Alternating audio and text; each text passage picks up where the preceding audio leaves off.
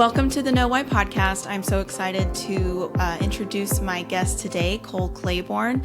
So I ran across Cole's Substack where he writes a lot about millennials and Gen Z. And one of his recent essays caught my eye, and we're going to talk about that. And if you're a millennial or Gen Z listening, and hopefully you are, because that's kind of who this podcast is for, you are going to recognize a lot of what we talk about today. And I'm hoping that maybe we can understand our situation a little bit better and maybe make sense of some of the expectations that have not come to fruition in life for a lot of young adults today. But maybe we can also leave with a healthier understanding of what we should be aiming for. So I know that's a lot of hope to put in this conversation, but I think that's where we're going to go, and I'm excited about it. But anyways, Cole, thank you so much for being here. Yeah, I'm really excited. Thanks for inviting me. So let me just introduce you a little bit to people. Your Substack is The Road Ahead. You also host a podcast called In No Hurry, and you have written for multiple publications. You write about sports at Sports Spectrum. You've been published in Relevant Magazine, Washington Post, U.S. News and World Report, and many others. And you live in Bowling Green, Kentucky with your wife, Emily. And it says that you enjoy here sports, reading, traveling, and drinking way too much iced coffee. So I just took that from your Substack but I kind of feel like the iced coffee thing is a bit of a millennial signifier. I got out of the shower earlier and I told my wife that I needed to go get a drink before I was like, I have to have my latte before I do this podcast. And then I just realized I didn't have enough time. I didn't want to be late. So after we get off of this call, I will go get my daily latte. I literally spend way too much money. We have a local coffee shop here. Very good. It's like, it's an addiction. So I can't help it. I understand. That'll be a good reward. And local coffee shops are the best. It can be hard to find one, but if you have one locally, then support your local coffee shop. Yeah. If you're ever in Bowling Green, Kentucky, Spencer's Coffee Shop, there's 2 locations, and there's also one on the campus of Western Kentucky University, but it is the best spot. They've got good food, good coffee. That's like my go-to spot. I do a lot of writing there. Yeah. So. Nice. I feel like this is a very millennial conversation already. I know. But, okay, so we're going to talk about your essay, which is How Millennials and Gen Z Are Redefining the American Dream. But before we do that, just tell us a little bit more about yourself and your podcast and your writings, and why addressing kind of the predicament of young adults today is something that you're passionate about. Yeah, a lot of this started really around 2019. I spent 5 years as a high school English teacher, and I took a break in between a couple of years. I taught for 3 years in Indiana, which is where I'm from. And then when my wife and I moved to Bowling Green in the fall of 2019, I didn't teach that school year because we kind of moved in the middle of it. And I just wasn't sure if I wanted to stay with teaching. And so I was working for her father's company at the time. And I was like, I don't know if I want to stay teaching whenever we move. I'll kind of see. So I started teaching again in the fall of 2020. So I had a very much like a pre and then post-pandemic teaching career, which is quite interesting. But when I first left after my first 3 years, I had spent 3 years as not only an English teacher, but I was also in charge of the yearbook, and I was the head boys and girls tennis coach, and I was just run ragged. I mean, I was all over the place for 3 years, and I just felt like I was so incredibly worn out. And that was partly why I didn't know if I wanted to go back into teaching. I was just so burnt out. So when we moved to Bowling Green, I used that as a time to really get into some creative pursuits that I felt like had to sit on the back burner because I was always so busy from teaching. And then even during the summers as a teacher, I was like, I'm just recalibrating after that long school year. So by the time I had any energy to do anything creatively, felt like I had to prepare for the next school year. So I just felt really like I was running on empty. And I realized when I was a teacher that a lot of teachers had multiple jobs. And I was one of those. I mean, if you include my teaching or my coaching and all of that. And then when we moved to Bowling Green, I continued to do multiple jobs on top of a full-time job. And that was including whenever I went back into teaching. And I just started to do a lot of research to see, is this normal? Am I is this part of my own personal workaholism? And turned out, no, a lot of millennials were working multiple jobs because it was a necessity. They needed to pay off bills. They needed to pay rent, to afford a house, to afford a car, whatever the life goal was. The full-time job that most millennials were having, I don't know if I can say most, but a lot of millennials that I found anecdotally at the time, it was not sufficient. And so there was a time when both my wife and I had full-time jobs and multiple extra streams of income just to bring in money to pay off debt or to pay off a car or whatever the case was.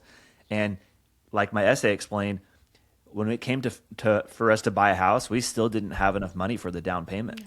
And we could have put some money down, but it wouldn't have been the 20% or whatever the banks recommend. So you would have been dinged with there's penalties if you don't put 20% down or something like that. I think there's like some insurance things that go into your mortgage. So we had to ask for help actually, we didn't really ask. Her parents offered the help, but we didn't turn it down because we were like, if we want to buy the house, we kind of need the financial help. And like my essay says, I was a little bit embarrassed about that because it just was not how I dreamed of buying a house for the first time, but turned out that's kind of the reality for millennials. And so that's really where the idea for the In No Hurry podcast started. Was I was just in that hurry mindset for several years and I needed to slow down. So creating that was sort of a way for me to remind myself to slow down. Then I just started naturally writing about the hurried lifestyle that millennials and then of course Gen Z are living in. So I'm hoping to start cranking out some more of these types of essays because I think it's really fascinating to look at data about how we feel certain things, but does the data actually back it up? And in this case, yeah, like I think looking at my essay, 66% of millennials said that they had a side hustle and 41 said that it was because of their financial situation and they couldn't afford necessities. And that's really staggering and disappointing to hear. Yeah. I think a lot of people relate to that. I know I relate to that. My husband and myself, our story too. I think I was less than a year out of college probably, and had been blessed to get a full-time job within a few months of graduating, but almost immediately picked up an additional job to work in the margins so that we could start saving for a house. And it's like you save and you save and you save, and then you're faced with this, big portion that you have to put down, and it's still not enough. And so it's and then so many people, something I've written about recently for work too, is that there are still a lot of people who haven't met that milestone. And so there are, so many factors. And one of the things that I hope we can get to is, can we have a, more spiritually healthy lifestyle where we're not rushed and hurried, even though the need is still there? Because there's some of it, maybe we're a little bit addicted to productivity, but it's also kind of like by necessity. So I want us to address some of the that tension, but let's dive into the data a little bit more. You were hinting at it and you mentioned a few things, but let's just talk about the American dream first. What's our typical understanding? The traditional American dream, what does that look like? Yeah. When I was an English teacher, I loved teaching certain periods of literature, and a lot of the books we would read, Steinbeck or even F. Scott Fitzgerald, The Great Gatsby, we'd read all kinds of poetry from that era, talking about what does the American dream mean to you guys as teenagers. And this was, 6 or 7 years ago, but it was interesting to hear their version of it. And for the most part, the standard definition, which is basically, I can work hard and make the life that I want to live whenever I'm older. That's I guess typically the American dream. I guess years ago, decades ago, it was, you want to have the picket fence and the car and, the food on the stove, all that kind of stuff. I mean, everybody wants that. But essentially, it's the idea that, hey, if I work hard enough and I just do the right things, I can make the life that I want to make on my own. And it just seems like that's not the case for millennials. And so what was interesting about the findings was that people were basically saying, I'm working all of this time and I'm feeling like I'm a slave to the paycheck, and I'm even in jobs where maybe they were making more money. In each job that I've had, I've increased my salary, fortunately. But there were times when I would look back at my salary and I was like, how did I make a living off of that? How did I make it work? And you kind of just, you just kind of make it work. You understand what you need to budget for. But what was interesting is that, and I think I would feel this way if I was maybe still single, or if our situation with the house did not pan out the way that it did, like if we were still renting a house, I would probably be at a point now where I'd say, I want those things and I could continue to work like crazy to get a higher paycheck. But what's interesting is that millennials are basically saying, I want a job that actually feels more fulfilling. If I'm going to work all that time and the money's not really going to ultimately put a dent into what I want to do financially, I would rather just have a job that's more fulfilling and forget the rest. And so the problem is, a lot of people that, like, I'm 36 years old. I have friends that still rent around this age group, and older generations kind of chastise them for that without realizing the difficulty of, hey, it's not just, people like to say, oh, if you're paying X amount for rent, then you can afford a house. Well, the payment maybe, but like there's all kinds of other expenses, as we know, when you own a house. You're the one in charge of all the upkeep, and you've got to do all the different taxes and property taxes, and it's more than just the rent. But yeah, I think that was one of the most interesting parts of the data. And I think whenever I talk about redefining the American dream, that's sort of the part that I look at the most, is that people are looking for ways that they can feel fulfilled and content and like they're making a difference in the world, because it's just kind of like, we don't want to be a slave to corporations or to our job just to make money and work multiple jobs and never have time to enjoy the fruit of our labor. So I know that's not necessarily like numbers data, but that was a really interesting finding, was just how people are viewing their work and basically their salary. Yeah, it's interesting too, because millennials and I think Gen Z either have already surpassed or are on track to are technically the most educated generations. Yeah. And so that was also what we were told, is get your bachelor's degree and then the world opens up for you. And then I know you also talk about like college debt, which has been a huge hindrance for a lot of young adults. And we could probably have a whole conversation about college and tuition and the narrowing of certain degrees, and then whether or not they're going to be useful, in the age of AI and all of that. Like it's a whole conversation, but it just is another example of how so many young people, they did work hard and follow the path. And it's not that they didn't strive, or, somebody in a different generation may not really understand. It's like, I worked really hard, I did everything I was supposed to do. And then forces outside our control, have made it difficult to succeed nonetheless. Yeah. I just had a conversation with a friend of mine, Eddie Leroux, who is another Substack writer, and he would be good for your show if you haven't connected with him. But he writes a lot about the same things that I do. In fact, I wrote something last week, and somebody was like, "Oh, I thought that was an Eddie piece," because it was actually this piece about the American dream. It's a lot of what he writes about too. But we had the conversation about college, because I don't know if you know this, before my current job, I was an education reporter for U.S. News and World Report for 3.5 years. So I covered college. So after I taught, I went back into journalism, which is what my degree is in.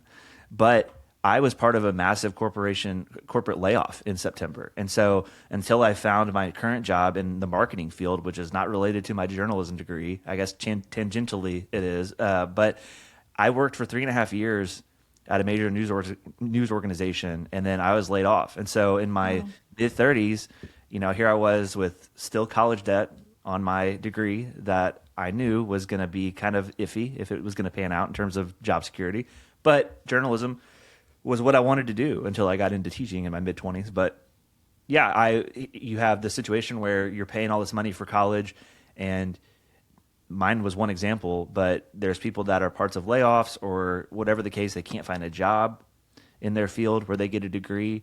And so I don't know how old you are. When I was in school, it was probably very similar. Counselors, teachers basically were like, hey, you just go to college. Here's the FAFSA, fill it out. Don't worry about student loans. Those will take care of it themselves.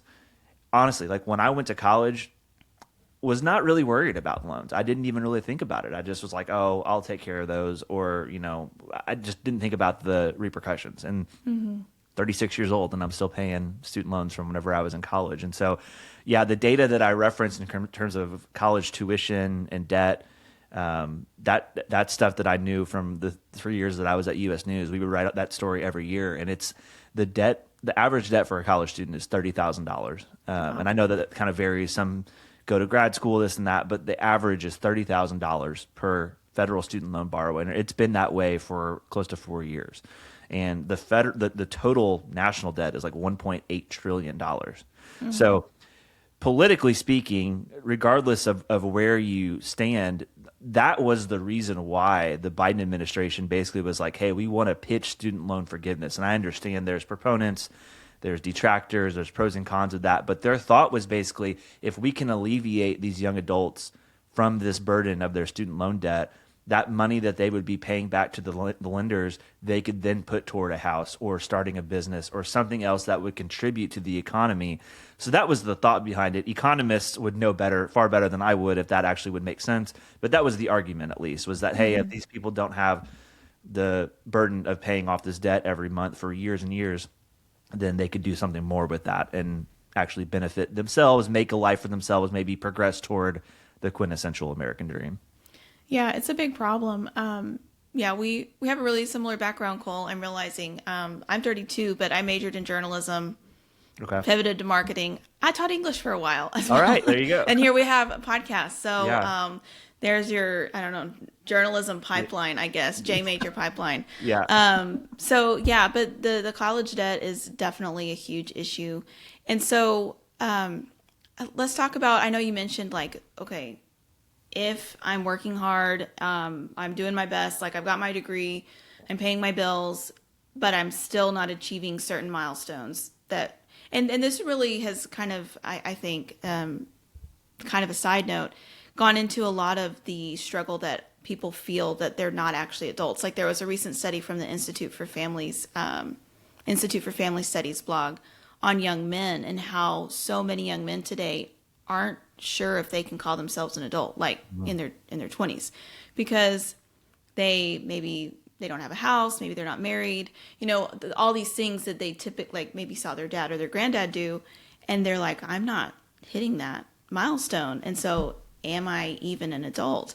And so anyways, there's just a lot of, I think, kind of internal questioning as well. But you mentioned, okay, a lot of people are saying I'd rather at least have a meaningful job, even if I can't have, the house or the other situation that I want. Is there another aspect that millennials and Gen Z are kind of reaching for as they redefine what the American dream looks like for them? First, that's interesting, the study you mentioned. I hadn't heard that, but that makes sense that men would probably think, am I really a man? Because, you grow up and you have this idea of like, your father and your grandfather are kind of these superheroes. And like, I expected to have a house by my mid to late 20s. And there's all kinds of different things we could talk about there. I mean, that's why families or people are not starting families earlier because they don't have the money and this and that. So it's definitely that's an interesting study. I'd love to connect with you after we're done. I'll link it and I'll send it to you as well. Yeah. But in terms of like, you asked kind of what millennials are maybe looking for or searching for in terms of if they're not able to make the salary that they want. Sorry, can you rephrase your question? Oh yeah, just like, if the typical American dream isn't working out, then you mentioned, okay, we may pivot towards, can I at least do something that it feels meaningful to me? Yeah. But is there any other thing that millennials, you think, are trying to reach for and like to redefine the American dream? Say, what's an attainable goal, basically, that feels right? Yeah, what was interesting, the studies talked about how they're prioritizing autonomy, which I don't necessarily have the desire to start my own business. But in terms of being able to do some of the things that I want to do, like creatively or just pursue certain things, they feel that. But what's interesting too, and I don't know if this necessarily answers your question, but what I've noticed, so my wife and I, we've been trying to conceive for a few years. We've been dealing with infertility, which is another essay that I wrote last year, if anybody wants to read about that. But that's another thing that, families, when they get into the millennial years, I've noticed, because I've thought a lot about how will I be as a parent when we have a child. And I think that there is a huge wave of millennial parents. And this is not to knock, I'm not knocking on my parents, I'm not trying to knock on anybody, but just statistically, and I think anecdotally too, a lot of millennials felt like maybe they grew up in sort of not absent homes, but just a little bit more distant. And so I think millennial parents are wanting to be a little bit more hands-on than what they felt like maybe their parents were. And there are some data that shows like boomer grandparents and how they are like, again, I'm trying to say it delicately without like bashing on parents or grandparents. We're generalizing. We're generalizing. Yeah, here. we're generalizing. But there is some data that shows just sort of, I forget, my sister sends me a lot of clips that have this information. I think it's called like the uninvolved parent, basically. So there's a lot of us have grown up to be millennials, and they've noticed that their parents are less involved than they plan to be with their kids. So I think that may not be like the quintessential what people think of as the American dream, but I think family building, cultivating a different vibe within their family structure than maybe what they were used to, is part of that. And so there's things that I think millennials feel like they can control, and that would be one of them, is how am I going to raise my kids maybe differently than how I was raised?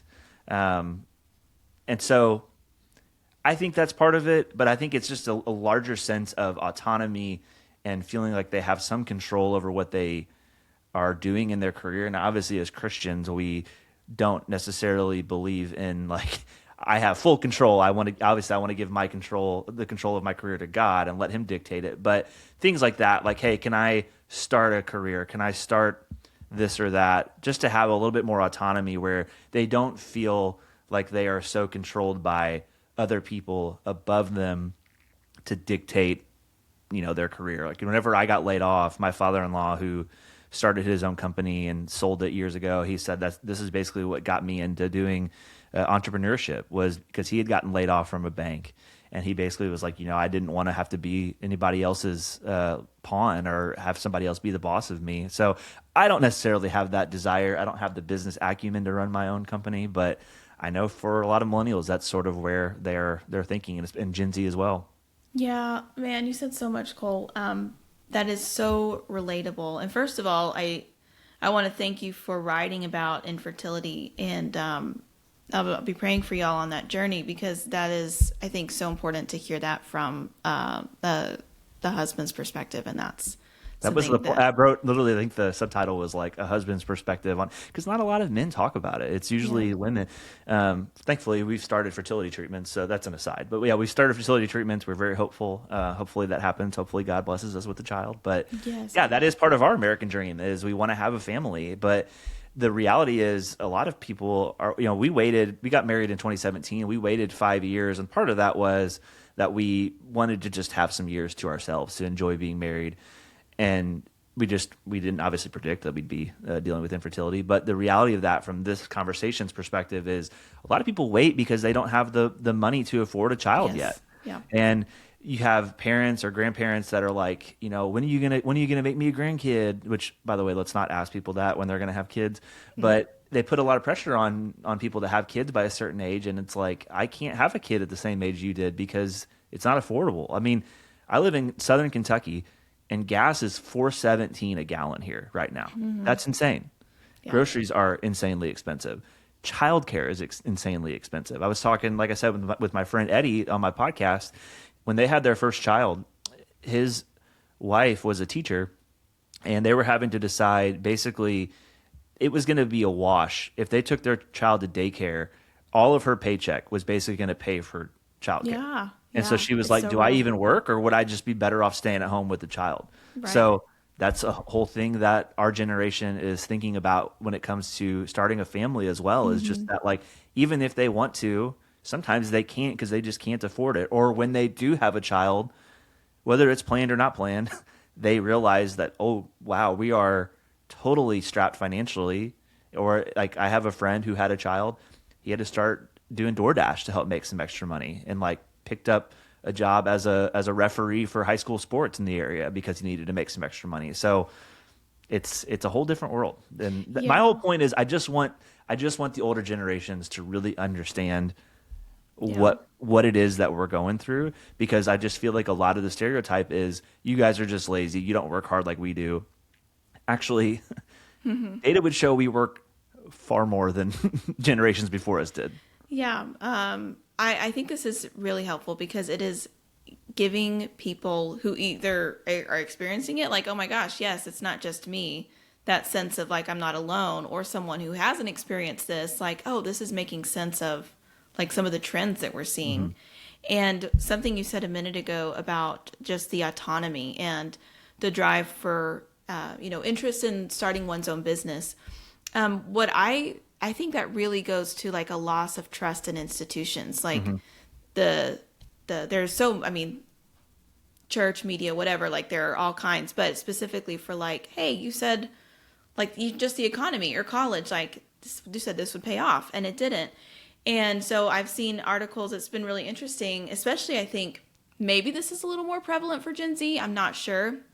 I don't want to generalize there because I don't know, but for young adults, say, you've seen a spike in online gambling. So Hmm. I've done an episode on that, and really just like, hey, it's not just that, like we talked about kind of the biblical perspective on that, but it's not just that all of a sudden, young men are vice ridden more than they have been in the past, but that a lot of them are saying, well, the traditional path isn't working out for me or isn't very promising. I can maybe make more money doing this. Hmm. Or I think you see a lot of people too saying maybe I can be an influencer or, do this kind of stuff online to make money, because that seems like even if it's not necessarily in the data, that seems like potentially a more promising path than something that somebody else, you know, that what they thought.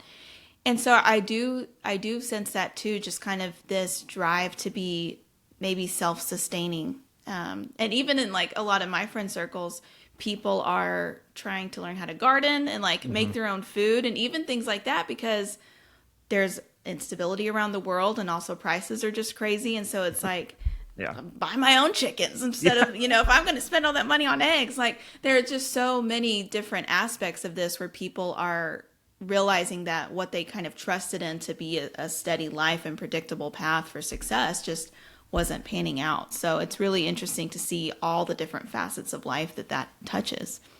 Yeah. You mentioned online gambling, and I mean, I see that in my sphere of friends. I mean, I've dabbled in just trying to put some bets on and see if I can win some money, and it's very addicting. And I told my wife earlier this year, I was like, "Yeah, I think I'm done with that. I'm just throwing away money." So I mean, I'm a huge sports fan, so like, and if I ever bet, it was like $5. But like, I was like, I don't think that this is really aligning with what I believe anyway. But also, it's just throwing away money. But what's interesting is when I was at U.S. News, I wrote a story about there was a situation where colleges were signing on sponsorship agreements with betting companies. Wow. And basically, and you see this all over now. Like I was watching the St. Louis Cardinals baseball game the other day, and it's like everywhere behind home plate. Bet 365, bet 365, all these ads, and then at the top corner, bet 365. And a friend of mine sent a sent a picture of it, and he was like, "Wow, these ads are really subtle, and it's just all over the place." But what was happening at these colleges was that they were marketing to young adults and students that are at this age where it's so easy to get addicted to it, and they don't have a whole lot of Yeah. money already. And Yeah. so I talked to a woman who basically her area of expertise was about, I think it was like crime related, gambling related crime or something like that. And then I talked to several addiction experts as well that really knew just how addictive that can be at that age. And yeah, these young men, like we just got done with March Madness last week. We're talking right now, March Yeah. Madness ended last week. And that's a huge time for people to bet money and try to make money. And that's I'm alarmed at some of the data that shows, how much people are spending on that and losing and growing into their young adulthood with Yeah. not much money, and they're throwing it away to these Yeah. sportsbook apps. Uh, just to kind of talk about maybe lower our trust in institutions even more for a moment. It is insidious to me that you have the economic situation that is already pressuring a lot of young people. They Hmm. feel the pressure to make money to try to get ahead somehow. And if they're in college now, they're looking at the economy and they're looking at millennials and they're like, oh no, like they're looking at AI and it's like, what's going to happen? And they are at an age where it's easy to get addicted. And then these companies are advertising and just pushing it and knowing that they're vulnerable to that. And I feel like the same kind of thing. And now we haven't even talked about AI, so I don't know exactly where you fall on all You of can that. search But all of my notes from the past month. You'll see exactly where I stand on AI. so it's interesting to me that all of the pros I see are like, it can make you more productive. It can make you more productive, more efficient. And that's already a weakness for so many people like our generation, because we have to be. Like, we've been hustling. We've been doing the side hustle. And an interesting study that came out, I think it was reported in the Wall Street Journal, then they were like, oh, it's going to make life so much easier because you're going to have a 4-day work week. Well, when employees were forced to use it at work, it actually increased their work, because it was like, well, you did that so fast, why not do more? And I'm like, this is kind of feeding into our culture's idolatry of just production, to me anyways, but also taking advantage of a generation that is already prone to want to be more productive and try to work that to our advantage. I don't know. What are your thoughts on that? So this is sort of what I think the problem. This is not necessarily new, but I feel like I've diagnosed the problem with our generation is just that, and this is our culture as a whole. It's not really just our generation, but I'm most interested in how all of this affects our generation. But everything has to be done at the most efficient and quickest level, and we don't have patience to do anything on a large scale, to do anything that is of value. And when you think about betting, what that tells me is that people don't want to work hard to make thousands of dollars. They would rather press a couple buttons on their phone, try to use their sports knowledge to make that money versus getting a real job. And it's a get rich quick scheme. I mean, those have been around for years, but the essay that I just posted a couple days ago really looks at our diet and the fact that I don't know if you're familiar with these stats, but the rise in colon cancer in young adults is crazy. I've heard of it, but I haven't really looked at And it's largely related to our diet of ultra processed foods. Wow. And so millennials and Gen Z are the most frequent consumers of fast food in the country. And as we know, those foods contain little to no nutritional value. They're full of additives. They're full of sweeteners. They're full of all kinds of bad things, usually dyes as well, that are just absolutely terrible for you.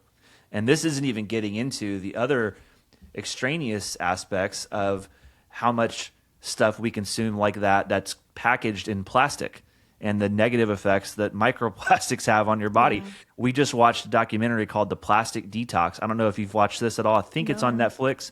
I'm scared, but I feel like I should. But it tracks, I don't know, a handful of couples that are dealing with infertility. And basically, I think over the course of 2 to 3 months, they eliminate about as much plastic from their daily use as they can. So, removing foods that are packaged in plastic, not drinking out of plastic water bottles, just all kinds of things. I mean, there's some things that just aren't practical, but it showed, they did all these kind of different studies and showed kind of like, I forget what the actual scientific term was of the molecules or whatever in your body that shows the plastic intake, but they were decreasing. Basically, the plastic intake was decreased significantly. And I think 2 to 3 couples that were dealing with infertility by the end of this study got pregnant.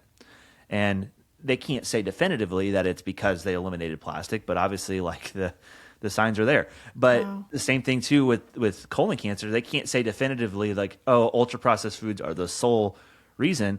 But in all these studies that they've done, the people that consumed a higher amount were significantly more at risk, showed significantly more signs of colon cancer versus those that were eating a clean diet. And I don't know if you've ever heard of the Whole30 or eaten that diet. So I have in the past. My wife Emily and I have done that 3 or 4 times. And every time that I do it, I feel significantly better. Not only am I eating better food, but I also enjoy the process of cooking food, cutting vegetables, the slower process of things. And so what I really want to focus on with what I write is just how all of our decisions every day that really are focused on optimization. And you talked about AI. there's a whole thing. I mean, I have an essay. It's called Joy in the Creative Struggle. And that basically talks about my whole theory, not theory, but philosophy on creativity and where AI comes into play, specifically in the world of Christian art.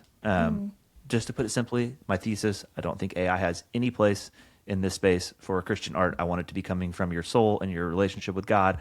But that all takes time. I 100% agree. I 100% agree. That all takes time, and it takes time to spend time with God and spend time in prayer and actually think of what you're going to say instead of just going to Chat GPT and being like, hey, give me X, Y, and Z, and then publishing it. Because there's all kinds of people that this is what they do on Substack and other places. And people eat it up, and these accounts have gone viral and gotten a lot of followers. And to me, it shows me that not only do people eat and enjoy garbage food, but they also like to consume garbage information. And I don't know what that says about us as a people, but that is where I want to sort of break that mold and speak to that and just say, look, guys, the more we continue to optimize everything and go down this path where we're just doing everything so quickly, we're going to lose ourselves. We're going to lose our physical health, our emotional health, our spiritual health. We're going to lose relationships with others, all at the speed of, all at the risk of, or the name of getting things done quickly.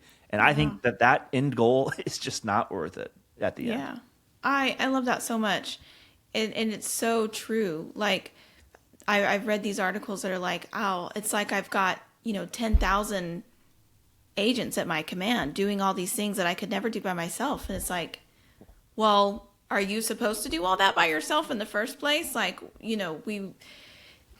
what you are saying is so good, because we've talked about the economy, we've talked about money, millennials shifting ideas of what it means to be successful or have meaning in life, diet.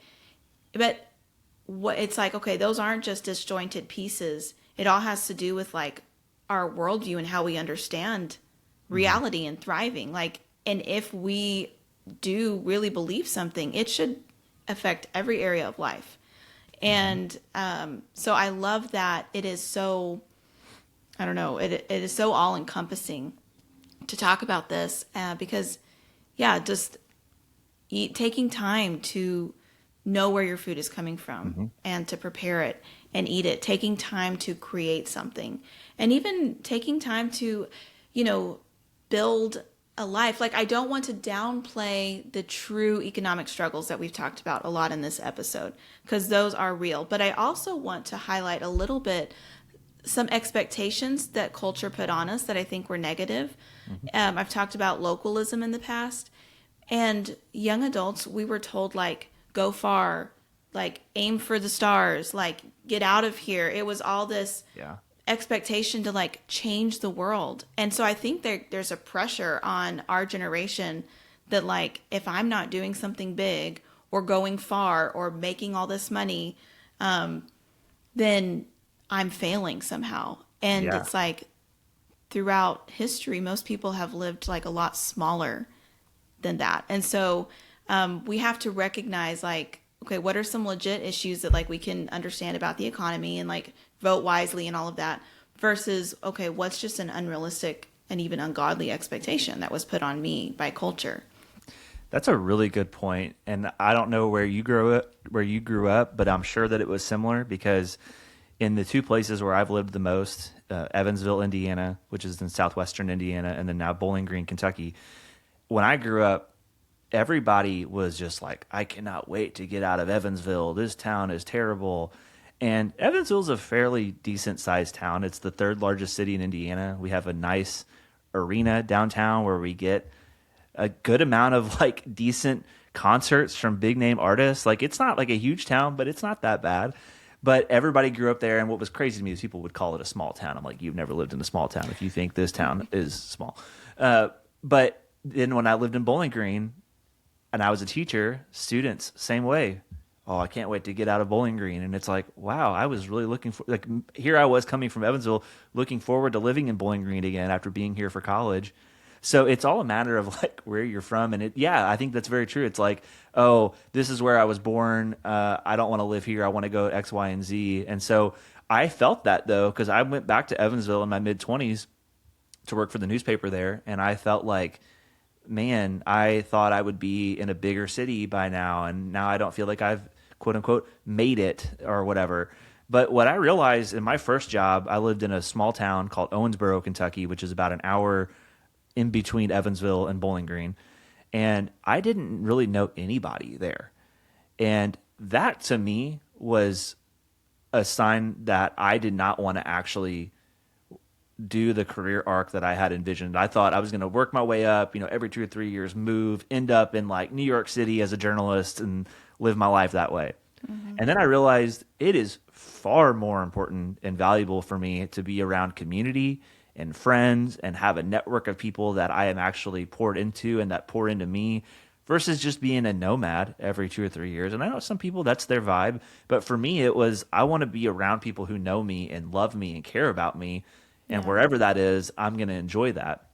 And here I am in Bowling Green. I'm an hour north of Nashville. So I get the benefits of kind of being close to a big city without having to deal with the hustle and bustle and being kind of overcrowded. And I think I started to realize this about myself in college because I wanted to go to Indiana University. I ended up going to Western Kentucky. Western Kentucky was a little bit smaller. And I was like, I think I would have been overwhelmed at IU because it was a little bit bigger. And so, yeah, your local spot, maybe not always as bad as you think it is. And I think that there's value in just being anywhere where you have a true, legitimate community. Because part of what I've been working on a book about a lot of these topics that we're talking about. And that's where a lot of these essays have come from. And a lot of that too is this hurried lifestyle that we have. It not only affects all of the stuff we've talked about, but it also affects, like whenever I was working a ton, I didn't have as much time for friends. And I don't want to be in a situation where I don't have community. My wife and I lead a life group of young adults, young married adults. And we just did a study through Jenny Allen's book called Find Your People. I don't know if you've read that, but it's all about finding your people, finding community, finding friends, and like being with people that you can pour into and do life with, which do life with is like the big Christian term that we love to use. But yeah, like find friends and people that you can enjoy life with. And I think that's so much more valuable. And if that's local, then even better. Yeah, that's such a good point. I grew up in a legitimately small town. It was 1,200 people. Yeah, and that's small town. in North Texas, and I actually wanted to. I had a lot of friends who stayed local, and I wanted to go. And so I went to a small college, but near Washington D.C. Okay. And it was funny because I had the opportunity to like do internships and part-time jobs and stuff, hustling, And by the time we graduated, my husband and I, who were engaged at the time, we both were from Texas, and we were like, yeah, the DC life was just like not it for us. And I thought, oh, I'm going to be a journalist in Washington DC. Like that's what I thought I wanted. And now we moved back to where we were from, and it's such a blessing to be near like family and friends. And like we're an hour outside of Dallas, so kind of similar. It's like, you can go there, but the real life is in the little moments and like being able to spur of the moment hang out with your friend or see your mom or just like those kinds of things. So I want to that's a good segue to, okay, what do we do now? Because we've talked about true economic struggle and kind of false expectations that millennials and Gen Z were given, and it's a tough world out there. But also we want to have a more, maybe I think a lot of people have this drive, they want a more holistic approach to life. Something that's healthier. And you talk about, your podcast is In No Hurry. And so what does that look like for us? Like, can we change our dreams and expectations? And also, what do we tell like the young adults that we're mentoring or kids someday or students? Like, can we pass on a little more realistic wisdom that's not dependent on not like do this career because AI might change your job in a few years, but more like, no, here's how we can live. I know that's kind of like a lot to throw at you, but like, how do we bring this home?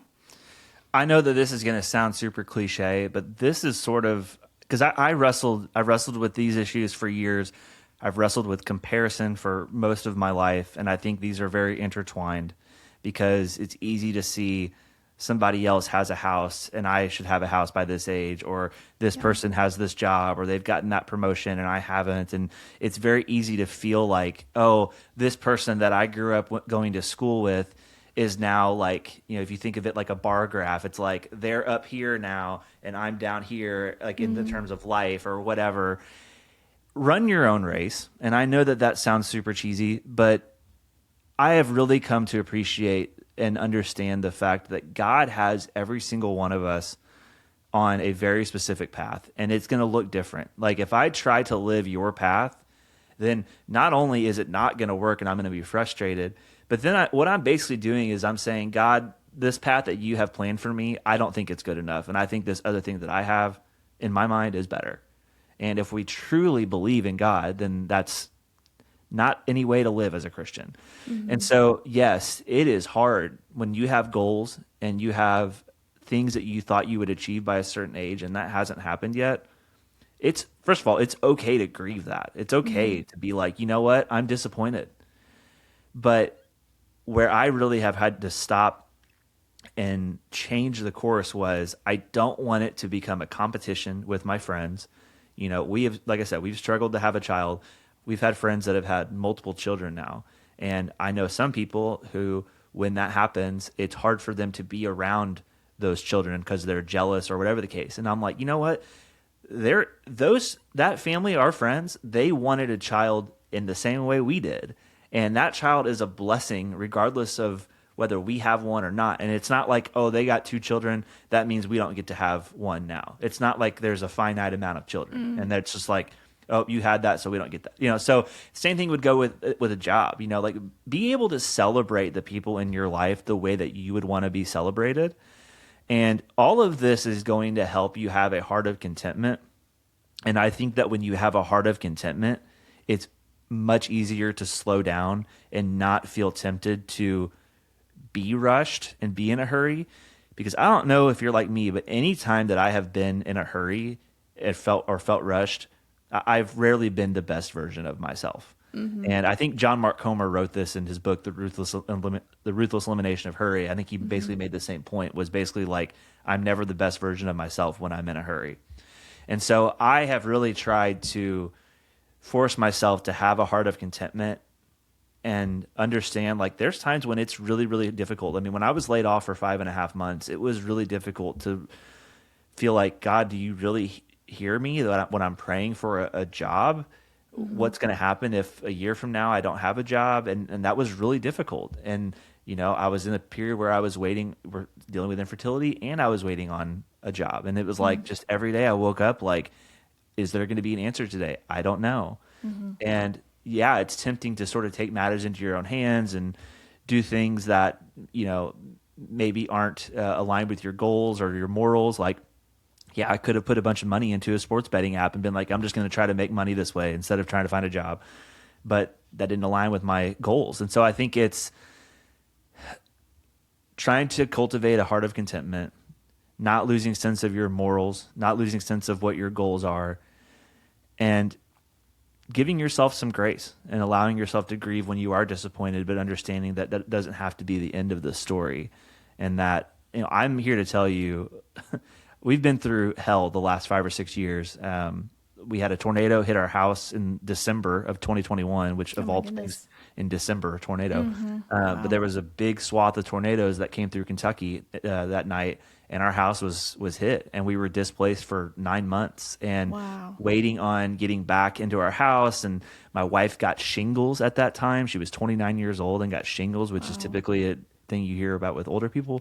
But we had all kinds of things happen in that season of life that was like, God, what more can you give us that that you want us to handle? And I'm just saying, like, I'm now on the other side of it, being able to tell you, like, not everything has been given to us, but like, we've seen how God has worked through all of it. And so patience is really difficult, especially when it comes to your career and your finances, and you feel the pressure of like, okay, I really need to pay for this bill, or I need to pay my rent, or this or that.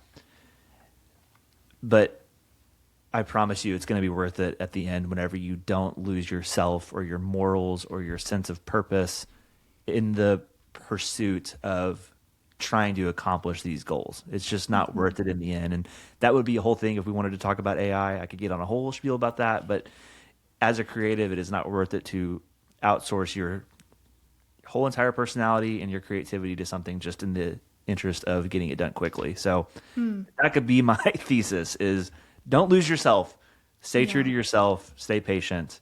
And ultimately, I believe, I feel it, I've experienced it. God really will see you through to the end. Mm-hmm. That's so good. Yeah, maybe we'll have to do another talk on AI stuff because I talk about that a lot. But yeah, and it really does come back to, okay, what are the eternal truths, that we can trust God in, because life circumstances are always going to change. Who knows what the economy is going to do? I mean, we're in a war now, and what's the situation going to be in a few years from now? And so it's like we can be hurrying and trying to get ahead of what's happening around us that we can't really control, but you're not really living, like you're not really enjoying life or having the fulfilling life. And so I think your wisdom to just trust God and slow down and don't lose yourself, don't lose your morals in the midst of whatever's going on around you. I think that that's so key, because that's something that can last no matter what's going on, and that's not dependent on your material possessions or circumstances. So so much wisdom. There's so much we could talk about, but so we'll have to schedule another episode, another talk. But what are some resources that you recommend, like favorite people or books or things that you would point people to, maybe that relate to some of the things we've talked about? And feel free to share more about your book plans as well. So my favorite author, her name is Hannah Brencher. I don't know if you're familiar with her, if you've read her. But she had a book come out a couple years ago called The Unplugged Hours. And I interviewed her for my podcast as well. You can find that interview. It's not too far down the list of episodes, but she basically did this. It was a personal challenge to unplug from her devices for 1,000 hours. I think it was 1,000 hours over the course of the year, I think is what it was. And she started posting about it online, and people just started getting into it and going along with her. And so the book, it's called The Unplugged Hours, and it's basically about, slowing down a lot of these topics as well. I think she's maybe 37, 38. She's a couple years older than I am. So she's around the same, demographic, but that's a really good book. Her book, Come Matter Here, is also it's probably my favorite book. Just talking about I think the subtitle is How to Be Here in a Getting There World. And that was written years ago, but it still is true. Those are the two books that come to mind in terms of what I would want people to read. And I think Hannah is just great. She's writing the foreword for my book. She's awesome. Wow, nice. And so I think her books are really practical, and she posts a lot about it on Instagram as well. But I've written a lot about these things on Substack, so I would invite people to check out the essays that I have on creativity and the ones we've talked about with Millennials and Gen Z, and I plan to continue writing more about those. I gave a shout out to my friend Eddie Leroux. He writes a lot about these same things as well. And so we really focus on these issues and want to hit on how does this affect Millennials and Gen Z. That's sort of the demographic that we care the most about, because that's where we're living. And, so I would say start there. I'm sure there's other books that I'm not thinking of right now. The Ruthless Elimination of Hurry by John Mark Comer is obviously a classic. To Hell with the Hustle by Jefferson Bethke is another one that's really good as well, if you want to get into talking about how to deal with the hurry and the hustle of your life. And I'm sure there's plenty of books that deal with other aspects of spiritual formation that I'm forgetting, but it's an important thing. Yeah. It's an important thing for us to talk about. That sounds like a good list. So we'll link all of that. We'll link your Substack and your podcast and everything. And Cole, it's been a great conversation. So thanks so much for being on the Know Why podcast today. Yeah, thank you so much for having me. This was fun.